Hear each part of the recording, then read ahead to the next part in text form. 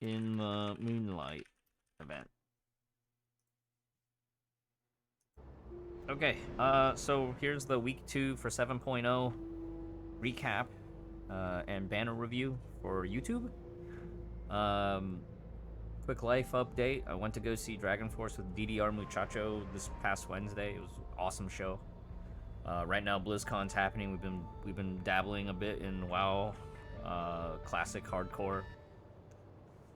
The plan is to link up with Angel Cat and ZBK, but I just kept dying in Darkshore. I got eaten alive by some Murlocs like I went back in time to the year 2005 or something. So we'll see. A lot of crazy cool announcements out of BlizzCon. And then, was it Genshin and Star Rail had their special programs this morning, so we'll probably watch that on, if you're on the watching live now on the Twitch stream. For those that are mostly YouTube only audience, I'm sure you all have already gotten the codes and stuff. But today we're talking about Honkai 3rd. So for global audience, we are getting the option box. If you've been logging in, you should get it tomorrow or after reset. So this will be an option box that gives Dea Ancora character card and Jade Knight. Jade Knight is probably the meta pick for newer players who didn't get Jade Knight on release. And then for veteran players who already got Jade Knight, maybe you're probably looking at getting rank ups for Dea Ancora. Now, if you're not really worried about meta, you can kind of just pick whatever, right? But if you do kind of care about optimizing your ice team, Jade Knight provides breach and shield break bonuses at higher ranks. I will probably be picking up Dea Ancora because I already farmed Jade Knight to triple S. Now, if you do pick Dea Ancora, the thing that you have to remember, right? And this is one of the considerations if you're on a free-to-play account. What can you farm over time if you have time to play, and what can you not farm? Dea Ancora is still not farmable. You can maybe get lucky in Dorm and get her from Dorm, but she's technically not farmable. So in that sense, if you're not trying to jumpstart your ice team and you're willing to be patient, maybe you could go for Dea Ancora. My recommendation for newer players who don't have Susang already and you feel like it's going to take forever to farm up even the willpowers and stuff just to even unlock, maybe you pick Susang. Yeah, Agantis in the chat. My fledgling ice team finally get its Jade Knight. Yes, congratulations tomorrow for you. But yeah, I'll probably be getting the Dea Ancora stuff to get the rank ups. I'm really close to double S3 or triple S or something. So, you know, one more rank up in the books. So I'll get my double S3 and then maybe I'll slow farm her to triple S from the War Treasury or Gold Witch Orb shop. Or I know they added a bunch of stuff, right? So like, yeah, I could eventually get there from here. I just gotta keep buying S-rank fragments of characters that I already have at triple S. Anyways, new this week is a new Focus B banner. Quality Guides collection. You guys watching on YouTube, you know what the quality guide is. Just ask me a question in the comments, I'll answer it.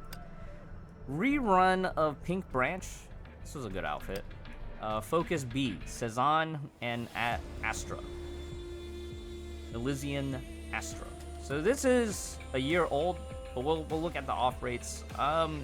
It's still somewhat relevant. The pieces themselves, like Cezanne T and Cezanne B, are just really strong individually, but with the rise in bleed mechanics and whatnot, I'd say Cezanne is still somewhat relevant. And of course in the Moonlight, which is what we were looking at, right? The 3-day login event to get your S rank box. Eden birthday event, you know, if you want to participate and try to win crystals, they are taking fan art, screenshots, any kind of fan content. There's a couple of other Hoyoverse events to try and win crystals. What else do we not cover? You know, do your Hoyo Lab sign-ins for the freebies. I still need to play this. This goes until November 10th, so this is what? Got like a week and a half left. Yeah, so this is exactly, you have 1 week left to play this event. Oh wait, this is just a banner, right? When does the actual event end? 6 days. So it is, yeah. So I will play that tomorrow. we will play that tomorrow. Make sure you play it because there is some lore stuff. There is some lore stuff for the brick storyline / tutorial. I think I actually said I was gonna play this like last Saturday and I didn't do it. Battle Pass is live as of this past Monday. Most of y'all probably already bought in. Anything relevant in Battle Pass for part 1 for this first patch? In my opinion, I probably wouldn't pick up any of the Ragna stuff nor Astral Rend unless you are an absolute super hardcore Rita fan, right? You're like not just a fan, you're a stan. You might even call yourself a Rita simp. If you're a Rita Rosweiss fan, maybe you pick up the Ragna set. So this is kind of like a G3.5 for Fire. It's turned up a lot in off rates this past year, right? I already have like 2.5 sets of this. This scythe is pretty good as like a placeholder for everything else not fire because it has, you know, just total damage for basic charge and combo. But of course this is for Spina Astera. So this is Spina Astera's signature gear. She's kind of power crept by Siren. She has a little bit more front-loaded snappy damage, and which is like it's more comfortable to play at the lower levels, but a lot of players that started, you know, the last 2 patches or so, maybe you already have Siren S rank unlocked for free, maybe. I think most veteran players will probably just be farming stamps to speed up their Siren. The rest of us will probably be waiting for getting Silverwing rank ups in 7.2. That's what I'm waiting for. I will be able to slowly get my Silverwing to double S because I didn't go in on the Silverwing release banner. I didn't go for the rank ups. Looking back, maybe I should have, but you know, whatever. Save some money and just wait it out, right? Eventually they'll release rank up options if you're a budget player. Or even, you know, if you're free to play. So if you are free to play and you're on the fence about whether or not you want Silverwing, buying the stamps and the cards will require at least 1 night battle pass in this 4-patch cycle. Some players in the past, they have done that where they buy 1 paladin or they buy 1 knight and then they wait the rest of the patches. What was it, 3? If you do 3 knights and 1 free, that should be enough. You need 32, all right? You need 32.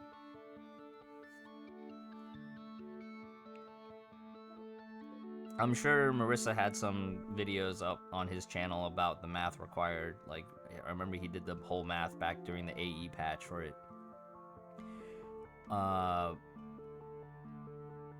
I'm not gonna go into too much depth, but basically the short of it is, like, if you really want Silverwing, you know, the easiest way is just buy 2 paladins, right? Buy 2 paladins, and then mix and match the other stuff as you see fit. You can look up Marissa's video on that if you really want to min-max your battle pass stuff.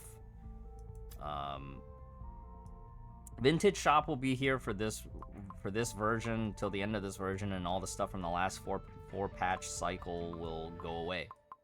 All this stuff that we've covered extensively. You know, if you are really desperate for a cope weapon for Luna, you know, Basilisk's Image exists. I don't recommend it, but maybe if you're really desperate, Homes will be craftable in the near future. And don't forget to get your Focus supply card here in Battle Pass, if nothing else. Should you get your first Silverwing or Siren rank ups? I will always trend towards wider roster coverage because Siren rank ups you can farm overtime benches. So Silverwing's not really farmable. I would lean towards getting wider roster. Getting Silverwing means, you know, you can play her in Elysian Realm, so then you get some crystals that way. Whatever the collection achievements there. Getting Silverwing means, you know, if her weather does turn up in an Abyss and it's more comfortable to do that stuff with Silverwing than whatever the other alternative team is, like, then you have that option available. Now, that also does assume full gear for the Abyss side of things. But chances are, maybe you got a few of her pieces from off-rates along the way. So I personally lean towards, like, if you're in a low budget or F2P scenario, well, in this case, it's only low budget, not F2P, because F2P you wouldn't be able to get the card.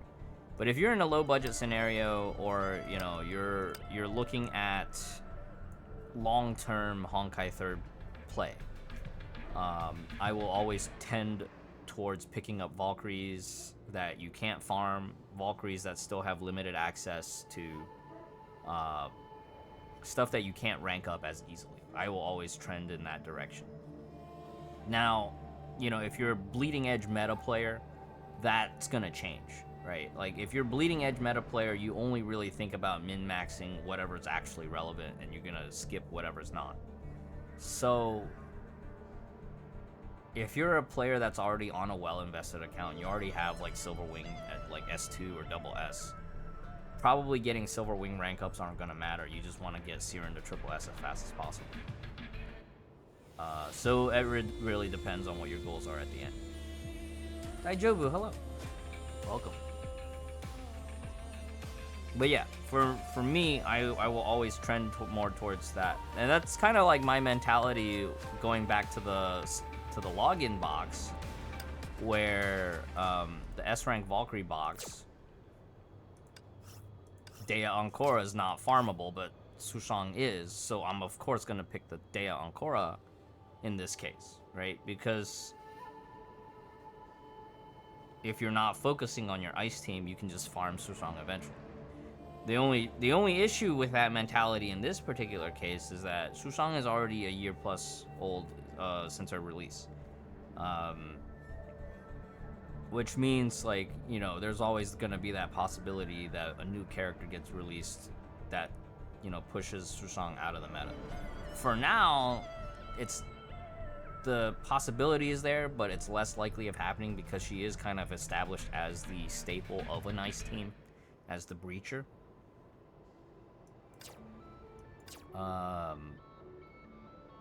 Alright, let's go look at the off rates for Sazan. I don't think there's anything else that we really need to cover that hasn't already been talked about. Oh yeah, the outfit. I did pick up this outfit over this past weekend. And I think today is actually when the discount ends. So if you didn't get the discount, it is now 1680 B chips. Is there anything else? Oh yeah, I wanted to go over the bundle. We didn't really talk about this last week, but they do have some really high value bundles that goes up to 3 levels. We kind of glossed over it last week's, but the In the Name of Love bundles. So the first one is 60 for 1, and then the second one is like 180 for 2, and then the third one is like 300 for 3. These are insane value if you are a low budget player trying to prep for next patch or a future or a later banner in this patch. This series of bundles here is insane value. Because one card is equivalent to 280 crystals, but you're paying 60 B chips for 280. In terms of relative value, it's a lot per dollar. Like if we roughly estimate, like, okay, 60 B chips is a little bit less than $1, but you're getting, you know, like $2.80 worth for 90 cents, you know. Now, if you're F2P, it doesn't really apply. This is only really for like low spenders trying to min-max your, you know, what you spend in order to get more pulls. So take that how you will. You know, if you feel like you already topped up enough in the first week for your pulls, then That's fine. There will be a top-up event next patch anyways, so that you can, you know, if whatever you don't spend now, you can always just spend in a future patch for future content. Let's go take a look at the banner. So yeah, so outfit supply is back. I hope you get it on the 5th pull. You know, anything good from this option box? Her Sure of Reason's pretty good, but she's farmable now. Stygian Nymph is not farmable, but she's also probably not going to be directly as useful as Her Sure of Reason would be, in my opinion. Shadow Knight's also farmable, but her farm time is a bit tough. Both of these actually got moved to Willpower. If we go back and look. Actually, it should be under War Treasury, right? Yeah, Shadow Knight is Willpower now. I think Reason is still Legacy. So Reason being Legacy, it means it's harder to farm. So I would probably still lean towards unlocking Her Sure of Reason. Even though she's old meta, her out-of-the-box play experience is quite fun, at least in my opinion, right? You have it's a very traditional Honkai build meter, spend meter, and then as you spend meter, you're farming SP, and then you ult. You line up all your buffs and debuffs, and then you ult. You know, and earlier this year, we did that Nirvana demo where we took, like, you know, HOR with her old release gear with, like, a Margrave Susang and JST Pardo. And it still was clearing like 450D, right? Which is about what SCA Red Lotus is right now. 450-ish. So, if it's good enough for 450D Red Lotus, it's probably still good enough for like NA and EU Agony 3 as well.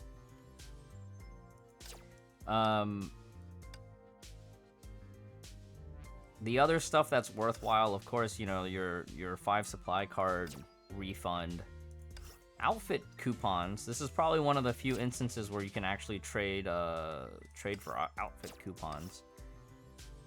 Ancient Legacies. Willpower. You know, it depends on how sweaty you've been in Memorial Arena. I'm probably gonna be trying to tone myself down on Memorial Arena. I'm probably not gonna spend as much time as I used to. I say that, but I feel like, you know, with all the new games out nowadays, like, I'll probably start spending less time on Elf Kiana still 1 more week. Firepower still 3 weeks left. Brick still 1 more week, so just in time to line up with the tutorial. Make sure you finish playing that tutorial. We just talked about that.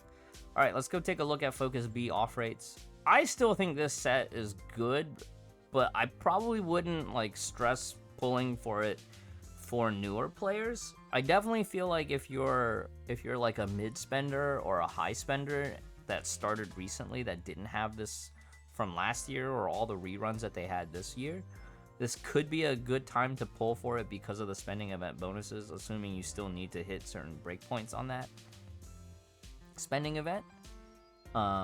In my case, because we pulled everything trying to get the gear, I don't really need to pull for anything else on this spending event, right? I'm pretty much back in saving mode. So if you're a mid spender, high spender that doesn't have this set, I'd say, you know, this is probably an okay opportunity to pull for it. It's definitely nice to have. There's definitely been times where it's like, oh yeah, we need Sazan B or Sazan MB or like, oh, Sazan TM, you know.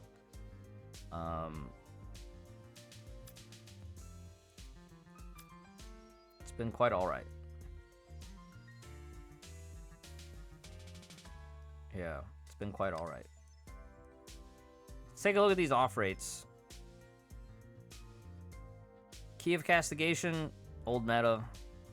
Elysian Astra, that's the up rate. Miracle Kissy Pillow, old meta, but you know, we've talked about the utility. It's still probably one of the better placeholder fist gauntlets that you can use for physical teams.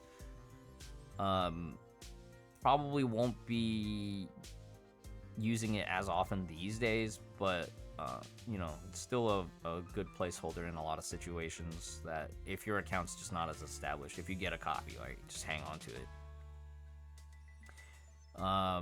you know, if you're on a low tech, low established account, this could be a great placeholder on your Prometheus. You know, of course it's Carol's signature, so you know you could even do DPS Carol with it. But you know, if you don't have it, whatever, right? If you don't get any off rates, hopefully it's because you got the up rate and then you stop pulling on the banner. Iris, I think this is still on the new player event selector. You get like an option box that Iris comes in. It's great for Fallen Rosemary. We've used it as a placeholder for a bunch of other characters as well for Scythe in the past. It's pretty old at this point, but you know what? It's not terrible, but you know, for new players, the value is diminished if you picked it up from the option box. Mitternox Waltz. Maybe some of you were, you know, previously Genshin players and you like Fischl. Fischl's not entirely worthless, even though like she's definitely in the old meta category. But you know, Mitternox Waltz definitely one of those like, this is my first copy, I'm gonna hang on to it. Whisper of the Past also, like if you started playing this game for Elysia and you didn't have Whispers of the Past, this would be your step to like completing your original Elysia, right? Because the rest of her gear is farmable. And then Piranha Phantasma, this is the all-rounder best chakram for placeholders for everybody who doesn't have their signature weapon. It has team buffs, right? For ice teams, it has cooldown reduction. It's the best all-around gacha chakram for any chakram user you just don't have the signature gear for, right? How are we doing on time? 6:10. Okay, 20 minutes before the WoW Classic panel. All right, let's look at the Stigmata. Sazan's the uprate. Hopefully you get all the pieces early. Ozlog TB is great. Ozlog M is great standalone. The set's really old at this point, right? This Ozlog is actually coming up on 2 years now, because this was originally released at the end of 2021 in 5.2. We are now in 7.0. So Ozlog's really depreciated. In a lot of ways, Ozlog's effect really is tied to Raven, because Raven's ult attacks, or any other fast attack ult attackers. So like I've used it on Fischl, I've used it on Haxor Bunny at various points for using the TB set bonus. If you're a new account, you probably just farm JST from the Foundry, the Jingsun Tan. We just call it JST. It's an Ice G2 elemental buff set. You just farm that instead. But if you do luck out and get like 1 or 2 pieces of Ozlog, or just Ozlog M standalone, it's not bad to use. Ozlog M is like off-field fire buff for the whole team. And then TB, you can kind of use like Irene TB. Basically, any ult hits will make the target take more elemental damage if you have top and bottom together for the feathered state. And any character that has like off-field ult damage that's constantly will refresh that duration. So like it's a short duration effect, but you can turn it into a long duration one if it, you know, Fischl's ult, Haxor Bunny's ult, Raven's ult, and it's a very 2021 thing, right? Vern is craftable now, so I hope you know, if you get Vern pieces, I hope it's because you have Nyx. Bronya, we were talking about Silverwing earlier, right? So Bronya, this is a weird set because the M piece is the only piece that got depreciated. But you know, if you didn't pull for HTR's gear, maybe you still need a couple of the pieces for Silverwing. And then Sushang's gear. Sushang's gear is great. TB, it would be your 2-set ideal, and then 3-set is of course the real ideal. So if you get 2 pieces, I hope it's top and bottom, and then if you hopefully you still need those off rates. But if you don't need this, then not, like, I feel like for a lot of established accounts, you don't need any of the off rates, right?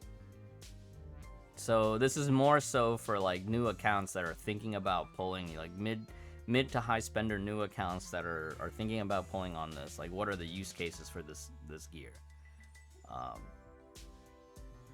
Vern's really old. Bronya's is very specific. Ozlog's is fine as like placeholder in a lot of ways for elemental, elemental support, fire support, Raven DPS memes. If it's your first copy, I'd probably hang on to one of them. If you're on a new account, any little piece of gear helps, right?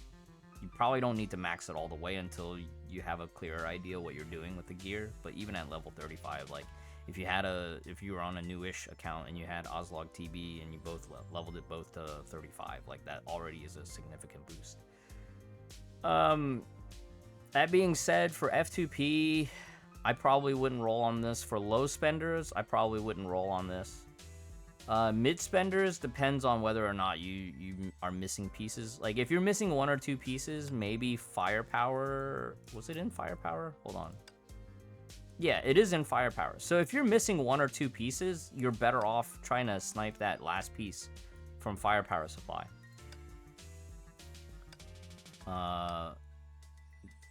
Rather than trying to basically gamble on focus B.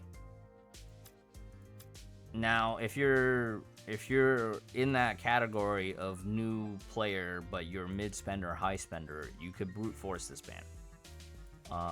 Would I recommend that? Probably not, right? Because I definitely lean more towards like very conservative spending, planning ahead, and just getting more for your dollar by being patient, basically. Now, if you're a player that is used to just brute forcing banners, spend responsibly, gacha responsibly, don't go over your budget. It is a 200 pull pity to get all 4 pieces, but I'd say historically the average is anywhere between 60 to 80 pulls under optimal conditions. But if you watch the VODs from last week, we've seen really good pulls where we get full set from focus A in under 100, and then we've had really bad pulls, because my pulls was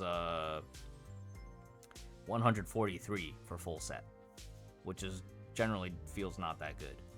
So the risk is real, and if you're risk averse, I would just skip this banner. But again, the situation where if you were to roll on this banner, the only conditions would be like you're ready to brute force this banner. I don't recommend most players roll on this. This is pretty much an easy skip.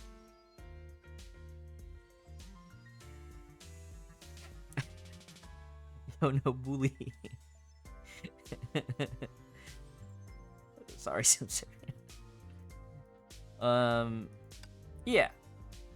That's pretty much it. So, yes, next week we'll probably see a new elf rotation. I think on Aru stats they forecasted that it was like Project Bunny and Elf Elysia. So we'll see what it is. I do need to do like a handful of pulls for fragments on Elf Elysia, because I looked at my spending event shop, and potentially I could 4-star my Elf Elysia and still have some left over to try to go for Equinox S2. But I need a very specific amount.